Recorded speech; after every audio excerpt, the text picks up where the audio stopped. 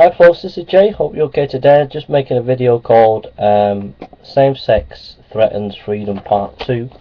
I'm just going to read some factual information about how the gay rights lobby are taking away our freedoms. On December the 2005, Joe and Heather Roberts were interrogated by Lancashire police after complaining to their local council in Fleetwood about council tax money being spent on promoting gay rights. Both the police and the council at the time refused to admit they were wrong. After the threat of legal action, the council and the police apologised to Roberts and settled out of court.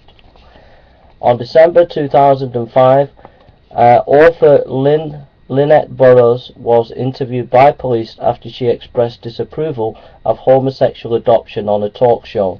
The policewoman who talked to Mrs. Burrows said that a homophobic incident had been reported against her and that it would be kept on record by the police. In February 2006, Dr. N.T. Wright, Bishop of Durham, mentioned in a speech before the House of Lords about the way people were being censored for moderate comments disapproving of homosexuality. He observed, "People in my diocese have told me that they are now afraid to speak in their minds in the pub on some major contemporary issue for fear of being reported, investigated and perhaps charged. My lords, I did not think I would see such a thing in this country in my lifetime. The word for such a state of affairs is tyranny, sudden moral climate change enforced by thought police." In December 2000, and he's an eminent bishop, he was an eminent scholar as well. In September 2006, Steve Green was arrested and detained in police station for handing out evangelistic tracts at a gay pride festival in Cardiff. Police said the arrest was because the tracts Mr. Green was distributing contained Bible verses about homosexuality. In June 2008, Iris Robertson, wife of Irish First Minister Peter Robinson, was investigated by the Serious Crimes Branch of the Northern Ireland Police Force for speaking out against homosexuality. That's disgraceful that the police would do that to her. 2008, Christian counsellor Gary McFlane was sacked from his job with Relate because he confided that he would not be comfortable counselling homosexual couples about sexual problems. That's disgraceful that he lost his job because of that. Since 2008, British Catholic adoption agencies have been forced to close down because of their refusal to place children with homosexual couples. That's totally disgraceful that you would do that to Catholic adoption agencies. In December 2008, Pilgrims Homes had £13,000 of funding removed by Brighton Council because the home refused to ask its elderly Christian residents every 3 months if they were homosexual. Funding was only restored when Pilgrim Homes promised to ask the residents about their sexual orientation on admission. That's disgraceful.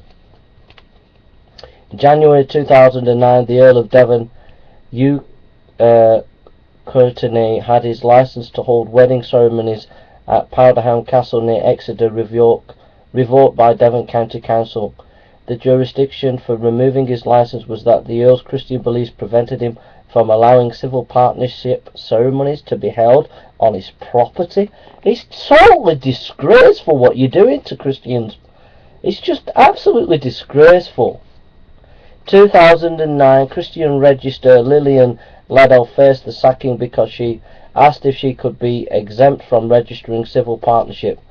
Even though she won the case against Islington Council, the Employment Appeal Tribunal overturned the case and ruled against her. In April 20th, 2010, street preacher Dale Acklepine was arrested for allegedly telling a passerby that homosexuality is a sin. The 40-year-old Baptist was put in jail for 7 hours, causing harassment, alarm or distress. 2011, housing manager Adrian Smith had his pay slashed as punishment for saying on his private Facebook page that allowing gay weddings in churches was an equality too far. May 2011, Oxford student Sam Brown was celebrating the end of his exam. In the course of his celebration, he said to a policeman, "Excuse me, do you realise your horse is gay?" He was arrested under the 1986 Public Order Act for making offensive homophobic comments. He remained in jail overnight before the police dropped his case. February 2012, hoteliers Pete and Hazel Mary Bull were sued using government money after refusing to offer a double bed to homosexual couple. 2011. May 2012, the author of the Archbishop Cranmer blog was being investigated by the Advertisement Standards Authority for posting a petition in support of traditional marriage and displayed an image advertising the Coalition for Marriage campaign to protect traditional marriage. The image showed numerous heterosexual couples getting married but no same-sex couples. Advertising Standards Authority launched the investigation in order to determine whether the advert promotes homophobia. May 12, 2012, Law Society cancelled the venue booking for a planned conference organised by Christians Concerned called One Man, One Woman, Making the Case for Marriage for the Good of Society. The conference was organised by the World Congress of Families, but the venue booking was cancelled by the Law Society on the grounds that it is contrary to diversity policy, espousing it does an ethos which is opposed to same-sex marriage. Andrea Williams, CEO of Christian Concern, commented, "Since when can debate be against diversity? This action by the professional body demonstrates how discussion on traditional views on marriage is being shut down before any change in the law to redefine marriage has come into force. If this kind of censorship is happening before gay marriage has even been legalised, what will happen afterwards?" In May 2012, Roman Catholic schools in Wales got reprimanded by the Welsh Government for circulating a letter written by Archbishop Nicholas of Westminster in support of traditional marriage. The Welsh government alleged that the school's support of traditional marriage failed to give students a balanced perspective. Well, there we are, folks. Same-sex marriage threatens freedom. Now, so what are we going to do about it? Well, freedom is going. We're moving into a time of tyranny, where a minority tyrannize the majority. If our freedoms go, Parliament ceases to be Parliament, ceases to have any legitimacy as a Parliament. If it takes away our freedoms, it becomes a totalitarian Parliament, a totalitarian state. If Congress in America goes down the same way Britain's gone, Congress ceases to be a legitimate democratic government if it takes away freedom of speech and freedom of religion from us. And I'm sorry, but if Parliament takes away our freedoms and if Congress takes away our freedoms, then they cease to be legitimate democratic states. Now, I do not advocate violence. I'm against violence, but I advocate social direct social disobedience to the state. The same as Gandhi and the same as Martin Luther King.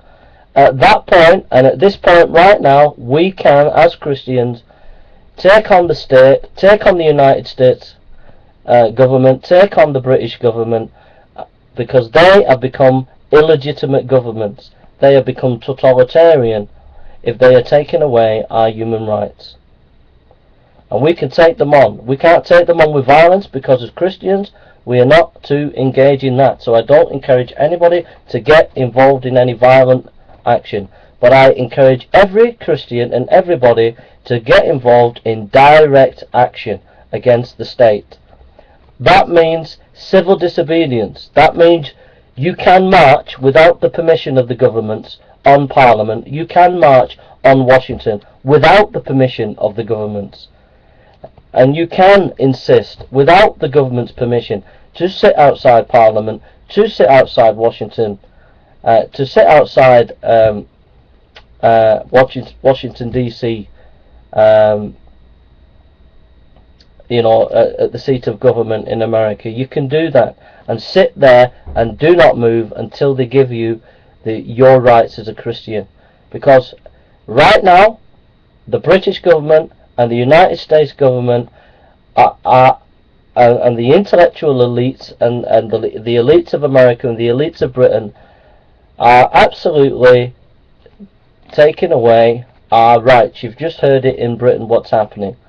And right at this moment in time, we now can activate civil disobedience, and we will activate civil disobedience. We will begin a freedom march and a freedom defense of our freedoms in the same way Gandhi did for India, and in the same way Martin Luther King did for the people in America who were despised and rejected. Right at this time, we now are set in motion, in conflict with the British government and with the United States government. We are at ideological war with the British government and the United States government, because they are systematically stripping away our Christian rights for freedom on this issue. Okay? We will not engage in violence. We are not going to engage in violence, but we will engage in civil disobedience. That will mean sitting in Parliament and refusing to leave Parliament. We will go to Parliament, we will sit in Parliament, and we will refuse to leave Parliament. We will go to Washington, and we will go to the Senate, and we will refuse to leave the Senate until we get our rights back. In other words, you will not ever put us down. You will never ever push us down. We will continue our fight for our freedoms of conscience. Because what you are bringing in is a tyranny of the minority upon the majority. That's what you're doing. You can have your gay marriage, but call it gay union or something like that. But don't call it gay marriage. Have gay union. Do that if that's what you want. But don't put gay marriage and then say all people have to accept it. That means tens of millions of Christians and Muslims and Jews all have to accept in their conscience that what you're saying is right, and you marginalize all those religious people. You have your gay rights, you go and have your civil unions, but make sure you put in the Constitution, you maintain the First Amendment in America, and you maintain in European rights and in the British rights that religious people have freedom of conscience on this issue, and they can say that it's a sin and they don't agree with it. Then you can do whatever you want, but you maintain our freedoms. But you have not maintained our freedoms, British government. You have not maintained our freedoms, American government. You're stripping away our freedoms. And you're becoming totalitarian, you're becoming dictatorship, and you're ruling by default. The British people should have a right to vote about gay rights. The British people should have a right to vote about whether it's right to have same-sex union. The American government, the American people should have a right, a specific referendum on that issue. As an American nation, American people should have a referendum on gay marriage. But you're not. You're going to bring it in by default, by a handful of politicians who are fixed on doing this. And you're going to bring it in Britain by a handful of politicians who are fixed on doing this. And because you're doing that, you have lost the right to rule and govern legitimately in England and in America, because you're bringing something that is not constitutional and is not standing for the First Amendment in America, and it's not standing for freedom of religion and conscience in this country, in the United Kingdom. So we are now ideologically at war with you, British government, and the American government. We will not engage in military action, but we will engage in civil disobedience. We will engage in Gandhi style, Martin Luther King style civil disobedience. Expect marches, expect us to sit in Parliament and not leave Parliament, expect us to hound you, Prime Minister and President, until you give us our rights back. We will bring no harm to anybody, but we will make sure that we will step over the law, and we will trample over the law in civil disobedience, like Gandhi and like Martin Luther King, until you give us our rights back. I want my freedom for my people, and I want it now, and nothing less will do. Okay? You give us our freedom back. You give us our freedom back. You give us our freedom back.